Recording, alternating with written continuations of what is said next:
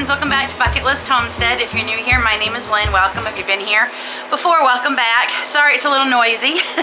The freeze dryer is just finishing up, and that's what we're going to be talking about in today's video. I'm doing a little bit of experimenting with my freeze dryer as we are still fairly new to the freeze dryer. We got ours mid-December, been having a lot of fun and a little bit of mishaps with it, but not too much. And I wanted to clean out my freezer. The power outage we had this past week, one good thing came out of it. I realized how much I still had in my freezer that I needed to do something with. So I've decided I've canned all I can with everything I could in the freezers, but I want to try some freeze dry things, mainly because with harvest season coming right up, I want to see if these are something I want to spend my time freeze drying or just going back to regular freezing or canning. So I also wanted to see what it would be like to do 5 different things in the freeze dryer.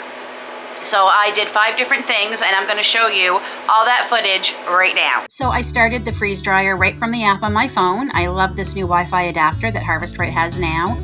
And I had saved a custom setting for these vegetables that I'm going to freeze dry because I had pre-frozen them, and it was unnecessary to do that, and I'll explain later in the video why. But as you can see, we still have a lot of frozen vegetables from last summer, lots of yellow beans, there's even some delicata squash there, and lots of bell peppers, which is a good thing. I'm not unhappy about how many we have, but if this turns out the way I hope, we will not be freezing these any longer. So 24 hours before I started doing the freeze drying, I actually froze my trays of vegetables, and I've lost the footage of me actually putting the vegetables I picked on my trays, but you will see in a minute what I end up deciding to freeze dry today. And these are 5 different things, which I'm excited to know that I don't always necessarily have to have all 5 trays the same item. And just taking off the lids, that's a little bit trickier than than it should be sometimes. So I decided to do a tray of yellow beans. And we did a tray of, I believe this is the celery or the cilantro here. This is the celery leaves that I still found one lone bag. Thought I got them all. There's our bell peppers. I also did a tray of zucchini. I found a lone bag of that too. A couple bags, but it all fit on one tray. And some cilantro, and I've kept some of the cilantro in the cube shape I had frozen them in to see if it's going to work. Spoiler, it does not. So, and into the freeze dryer we're going. The freeze dryer already signaled to let me know that it was ready to start loading the trays.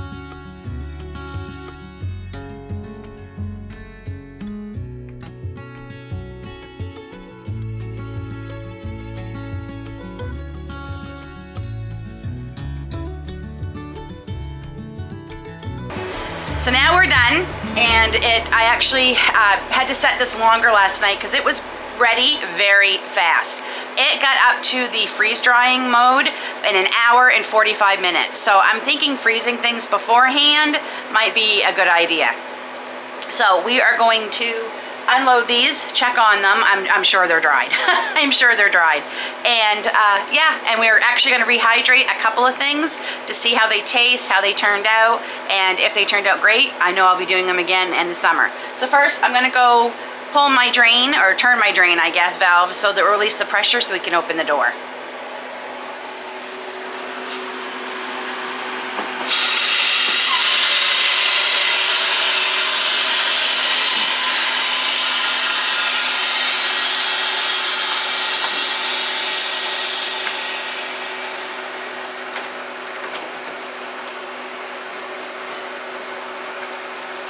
That is cold. This is the one I was most worried about because, oh, I left them in the blocks and they're not done. These, oh, that is very much done. And this was our zucchini. Oh yes, you can hear the crunch. That is done. Next up, our bell peppers. Definitely done.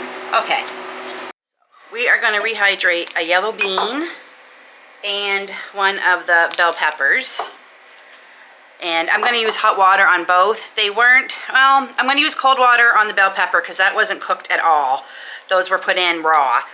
The yellow bean was parboiled before I froze them, so I will use hot water on them. But I want to show you, I do have some bell peppers I dehydrated last summer, and I love dehydrated bell peppers. These rehydrate beautifully. We've been using them, this is the last of them. We've been using them on taco nights, anytime I've wanted bell peppers for something, fajitas, quesadillas. They've worked really well, I've been very happy with them. But I'm really excited because apparently the freeze-dried ones are supposed to be even better. So we will see going forward, because this is gonna determine, because this is honestly, other than herbs, dehydrating the bell peppers was probably my biggest success with the dehydrator.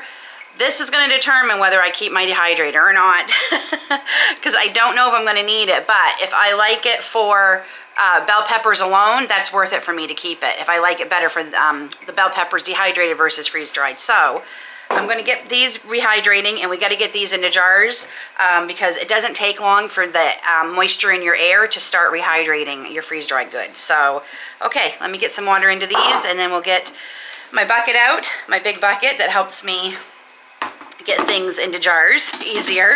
And oh wow, that was awesome. Those slid off right, no problem. And I'm actually going to save that because there's nothing wrong with that paper. Nothing stuck to it.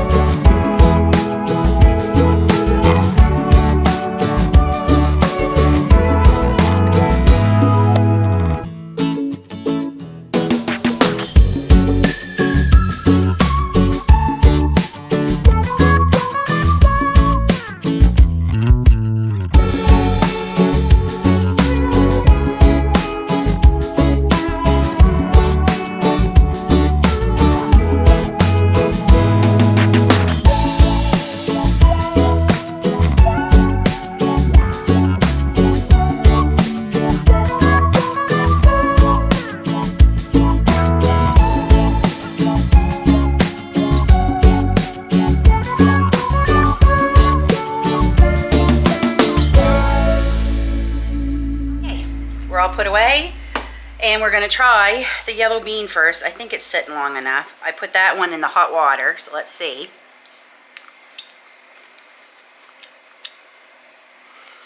Well, I'm not going to lie to you and say, oh, it tastes fresh, but it tastes like a bean that you froze. It needs to be cooked a little bit more, but that is going to be a great option instead of freezing, because I have so many. But do you know I won't have 55 bags of bell peppers in my freezers this winter? Is wonderful. Yeah, that tastes fine. But now, what's the bell pepper going to taste like? Okay, so it's really soft.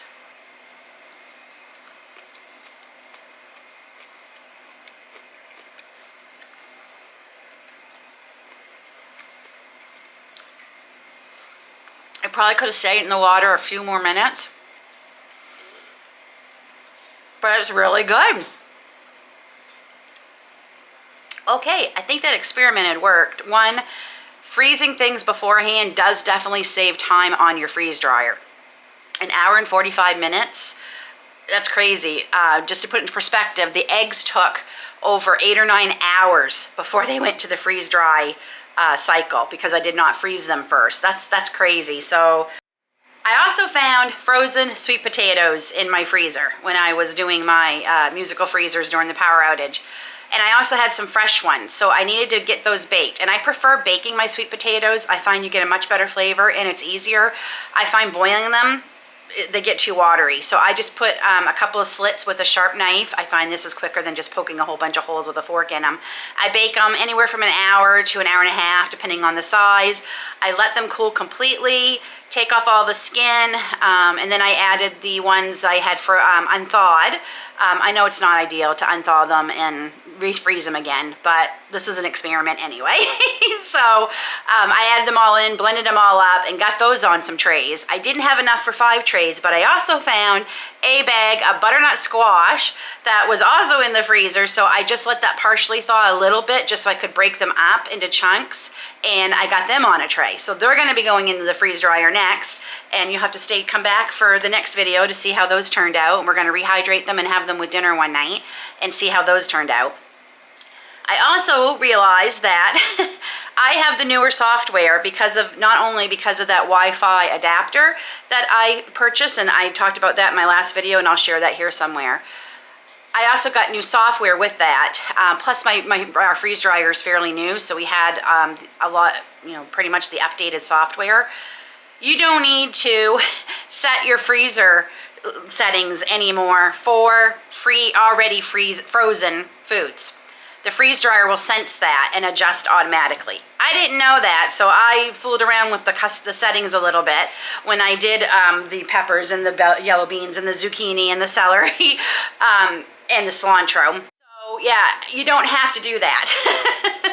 A little bit more research let me know that the new software senses if it's already frozen. So we're not going to touch anything with this next batch with the sweet potatoes. I'm just going to put them in normal on the regular setting, and we'll see if it gets too, if it detects that they're frozen like they say, without me having to adjust the settings. So freeze drying 5 different things, no problem. The pepper didn't taste like a yellow bean. The yellow bean didn't taste like a pepper. The zucchini still smells like zucchini. It feels like zucchini. It's just dehydrated. And how great is this going to be in baked goods? We won't have so much water to have to account for with the freeze-dried zucchini. I'm really looking forward to. I have been doing celery all winter because I keep finding bags of it in my freezer. These are just celery tops that I had saved. These will be good in soups or broths or even making celery salt. So that jar is just about full, and I think I found my last bag. I think I did. We'll see. And then freeze-dried versus dehydrated bell peppers. I definitely prefer the freeze-dried one because I have the freeze dryer, and if I can declutter a little bit and get rid of my dehydrator, that's going to be a blessing because it is big and bulky, and I absolutely have something else I can use in that space where I keep it. So and obviously the size differential. This is about the same amount of bell peppers I dehydrated that I freeze dried, and look how little space the freeze dried take up. So that's also a plus. And yeah, so 5 different things. That's going to be great because with the dehydrator, I couldn't do that. So I'm hoping that's going to save me up some time. And because sometimes you only have like one little thing come in at a time from the garden. I might not have a whole bunch of one thing, but I might have a bunch of different things. So I'm really, really excited for garden season this year and harvest season and playing with the freeze dryer. I hope you're enjoying the freeze dryer videos. If you are, please leave a comment down below to let me know you'd like to see more freeze drying content. We are having a blast freeze drying, and I think we're going to do a couple of fun things too coming up soon. Until then, take care, God bless, and we'll see you all soon.